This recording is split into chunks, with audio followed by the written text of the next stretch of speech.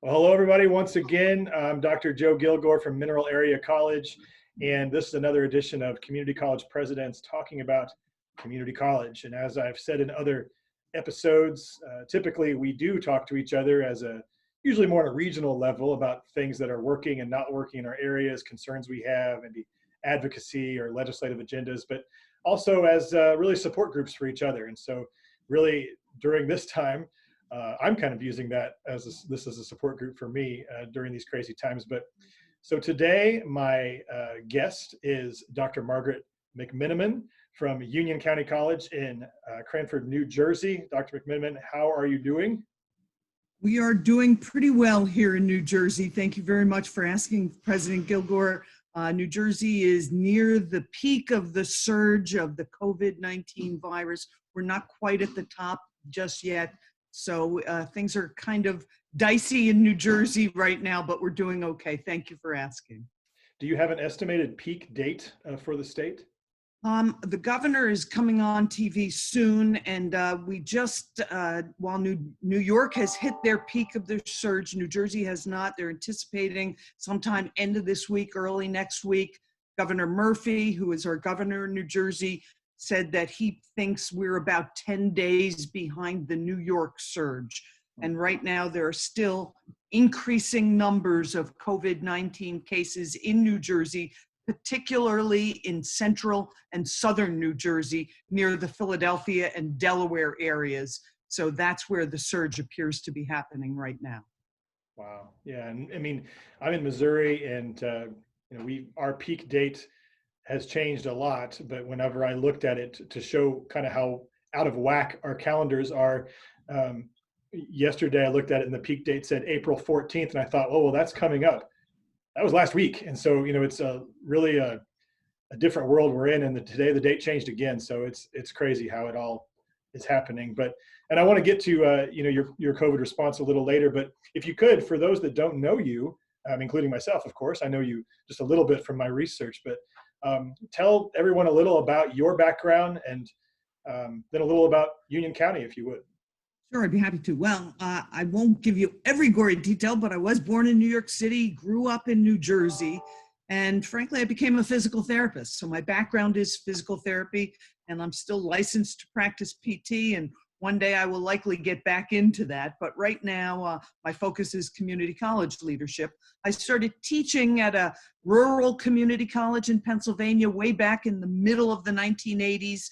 Started teaching physical therapy, loved it, and gradually worked my way up through the ranks, got a master's degree, a doctorate from Lehigh University, and eventually decided to leave teaching and to move into administration. I had had several deans in the course of my career as a tenured full professor. And I just thought to myself that it's important for good people to go into leadership. So I jumped from teaching to administration, and I've never looked back. I've been at Union County College for the last 10 years. And we are a large community college in northern New Jersey. New Jersey, if you don't know, it's the most densely populated state in the union, and that'll be related to our conversations on the coronavirus, because density of population is a bad thing when you're dealing with a pandemic. And Union County is one of the most densely populated counties in New Jersey. So we're a relatively small county, but very heavily populated, and we have 4 campuses across this small county and about 10,000 credit students. Wow. Yeah, I did not know that about the population in New Jersey or your county. That would have to make this all very, very much more difficult to manage, I'm sure. Yes, it does. So, yeah, you've got a very interesting journey to the community college presidency. Was there a specific moment where it just kind of hit you that was where you wanted to be? I mean, was there some significant turning point in that? Well, it's all related. It's all related to when I was a little kid. My parents taught us that we're here to serve others, to help other people. That's why, and I don't want to get too religious on you, but I tend to talk about God a little bit. And now it's a little bit more okay to talk about God. But I feel like, I was always taught we were brought here on this earth to serve, and to help other people. I thought that my path to service would be in healthcare. And frankly, I love physical therapy, I love healthcare, but I also recognize that my ability to impact people positively in healthcare was limited to a degree to just the patients that I treated. And one day in 1984, a physical therapist I knew who was the program director at the local community college called me up and said, "Hey, Maggie, why don't you come on up here to the college and give a guest lecture to our physical therapy students?" And that day changed my life forever, because I realized at that point that my opportunity to serve, to have a positive impact on people in healthcare, could be broadened by having an impact on students who would then go out and treat many more patients and hopefully help and serve many more people. So that single guest lecture that I was invited to do changed really the course of my career, because I was hooked. I did it once. The guy called me back and said, "We have an opening. Are you interested in coming?" And that really led to my career shifting to education. Now I continue to practice during that time, and I do a little bit of work now, friends and family only, but my goal was to help people. And when I realized we could help so many more people by teaching, that's when I got hooked. That was it. That's great. It really underscores kind of the mission of community colleges now. I know in this area, especially if you're in the health field or law enforcement, those type of areas, majority of those students come through community colleges here. I'm sure it's no different. No different in New Jersey. If you get pulled over by a police officer, probably a Union County College graduate. If there's an EMT and an ambulance comes to your house, probably a Union County College graduate. And the same thing for the nurses, the doctors, the respiratory therapists. There are a lot of community college graduates populating those critical first responder jobs right now. Yeah, especially now. So Union, if I understand my history right, your college started during the Great Depression. And so does that give you, knowing that, does that give you any comfort or when you move forward with the institution, knowing how to dealing with a crisis and serious things happening in the country, to know that that's where Union County was born, does that give you any kind of solace knowing that? Yeah, it underscores the importance of our mission, especially during crisis times. We were founded, the first associate degree college in New Jersey, in 1933, as a part of Roosevelt's New Deal program. And Eleanor Roosevelt was a part of the founding of our college. And it was all based on, our roots are in helping our nation recover from a crisis. So it underscores the importance of our role today. Last night I had a board meeting for the college, obviously a virtual board meeting here in New Jersey. We're on a stay-at-home, shelter-at-home orders here. But in our virtual board meeting, we talked about the impact that this national emergency and global health crisis is having on our most vulnerable students and how they are at great risk. That food insecurity is an issue for community college students all over the country. And now with the COVID-19 crisis, food insecurity, homelessness, and other issues, helping people meet just basic needs. It's a problem in New Jersey. We're seeing many more students asking for assistance than usual.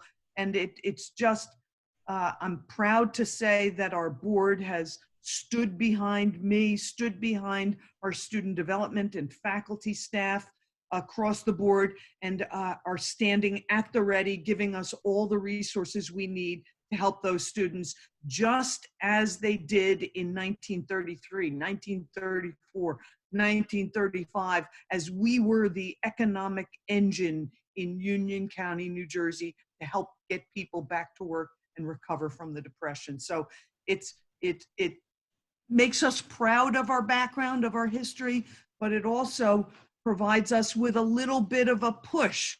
We've got to stay true to our mission and stay true to our history and our legacy. Very well said. Yeah, it's very important to understand that. We started during the Spanish flu in 1920-ish, and so we kind of remind ourselves of that yeah, we've survived so many things throughout Yes. these last nearly 100 years, and we'll get through this too. But it does bring it all into context a little bit to put it And that we're trying at the college to give people hope, to let them know we're standing with them. And it's part of something that we even heard on a call we had this week, a president's call. A lot of what we do, providing somebody with a $50 gift card for groceries, it may not sound like a lot, but it communicates to that student and to that family, there are other people who care about you. You're not alone in this. One of our big messages at the college, we're all in this together. We're going to get through it together. That's right. Well, so you are it seems very involved from what I can glean of you in the community and in the community college world, from being a Grand Marshal of a St. Patrick's Day parade to NJCAA executive board member. What what areas do you feel that you have the most impact as a president, and what would be the most rewarding to you of the things you get to do in your position? Well, I've learned from the beginning, the president sets the tone for the institution. That's the president sets the tone. Or if it's a bad tone, the fish rots from the head. So we've got to be the one. But the president's really the hood ornament. We don't do the work. And I say this to my board all the time. Don't give me the credit. Don't thank me. Thank the faculty, the staff, the advisors, the vice presidents, deans, and directors who are doing that work. As president, what I find most rewarding is that we've been able to set up a culture, create a culture, nurture a culture at the college where students are number one, where everybody there understands that the reason why the college exists, the reason why we have our jobs, and our mission is about helping those students have a better life, helping them and their families have a better life.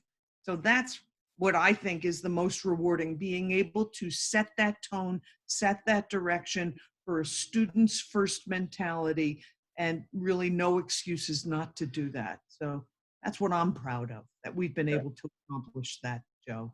yeah, yeah, great. So one question I do ask all of my guests on here is about pet peeves in higher education. I have a few myself, and I don't know if I'm just a cynical, grumpy guy sometimes, but there are a couple of things that get under my skin in the world of higher education. I don't like calling residence hall dorms, for instance. Mhm.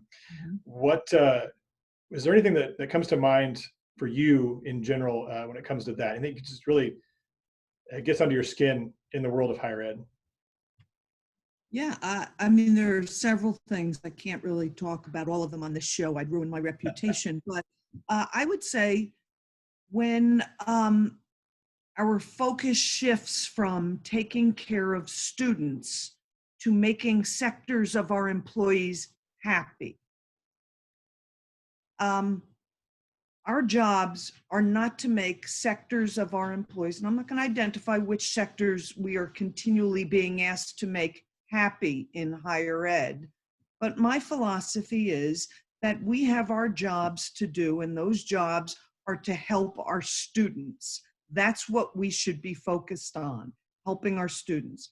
The president should be focused on helping our students, the vice presidents, the deans, the directors, the faculty, and the staff. And if we shift that focus to trying to keep, let's say, not the deans, I won't say who it is, but I suspect you know who it is, Mr. President.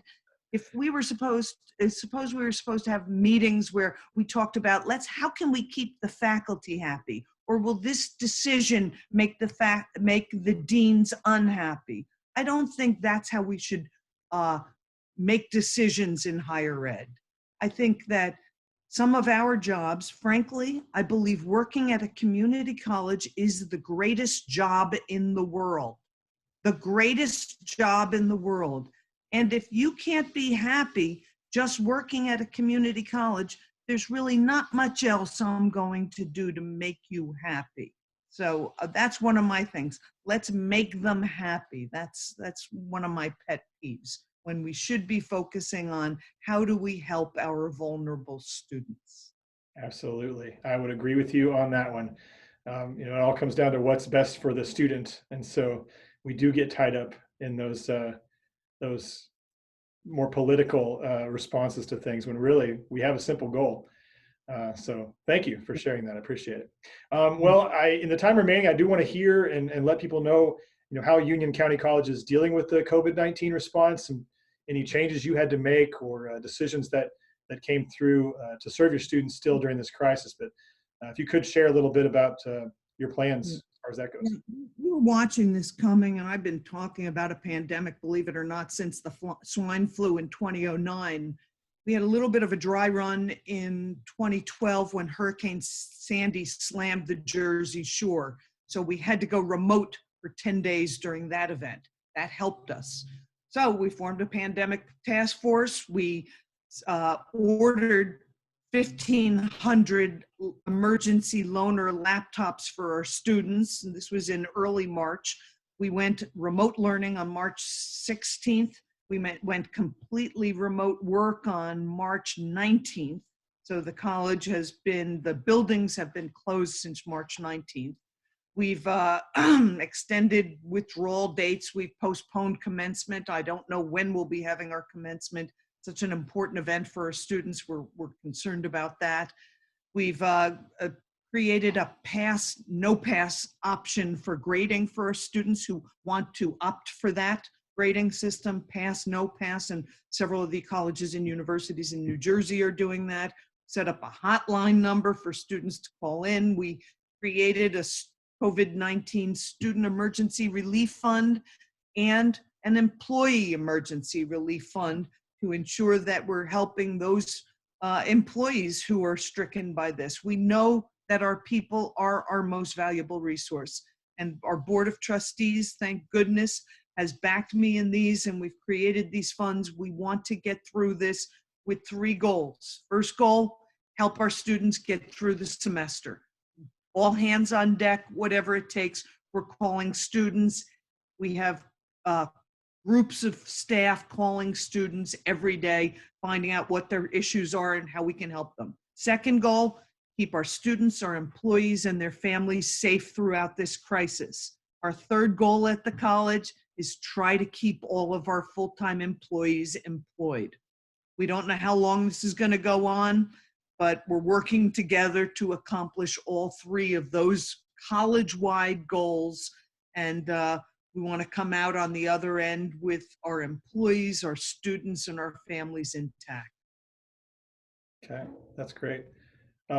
So speaking of keeping people intact and making sure people are taken care of, what do you do, to decompress, to handle all of this that's going on and wears on all of us over time? But how do you release that stress, I guess? What do you do? What would you recommend to others? I always had a canned answer for this in the past, pre-COVID-19. I'd say, well, I play golf, I walk, I have friends, I travel. Can't do any of those things now. So I will tell you very candidly, the first couple of weeks were difficult. They were brutal. It was 18 hours a day, and it never stopped. Now it never stops. Every day blurs into the other. I'm just I've set up a schedule and a routine. I'm trying to routine. I'm doing 3 walks a day, a walk in the morning, a walk at lunchtime, and a walk in the evening. This is top secret, but I ordered a guitar.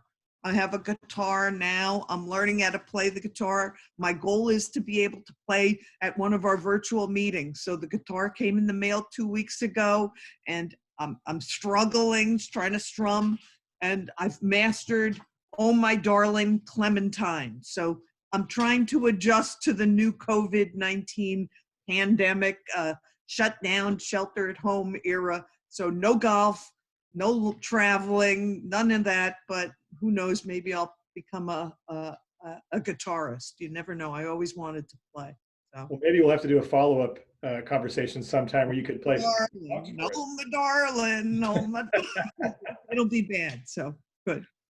All right. Well, we're about out of time, but I want to make sure you have the last couple of minutes to talk about whatever you want to talk about. And so if you want to go ahead and do that, I'll come back at the end. Well, since we are community colleges and we focus on that mission, Union County College, our mission is transforming our community one student at a time. And we take that very seriously. We love the community college mission. We believe in what we do. And I call it, for many of the families in our area, I call it an IQ test. Why would they want to spend tens of thousands of dollars to send their kids to expensive and often private colleges where they're going to take the same English 101, Psych 101, history, American history, college algebra course that they could take at our college for tens of thousands of dollars yet less? So my appeal is, whenever given the chance, it's always to students and to parents. Make the smart decision now more than ever. Why pay $30,000, $40,000, $50,000 a year to have your student, your child, or for you to sit and watch Zoom meetings all day when you can enroll in a community college, get as good or often better education from a professor who will know your name and care about whether you cross the finish line. So my pitch is for community colleges in general, it's the right place to start for everyone now more than ever. Thanks for this opportunity, Mr. President. Yeah, well, thank you for joining me. That was very, very well said, and I think speaks for a lot of us, how we feel about community colleges. And just want to appreciate your time today, being a part of this conversation, and appreciate your leadership with community colleges. I'm a relatively new president, so I like to learn from people who've been doing this before, and I'm learning a lot. So I really appreciate you being willing to participate in this project. Wonderful. Happy to do it, and go get them. Change the world. Community college presidents have the power to make a difference. They just have to exercise that power. Good luck to you, Joe. Thank God you bless very much. you. Thank you.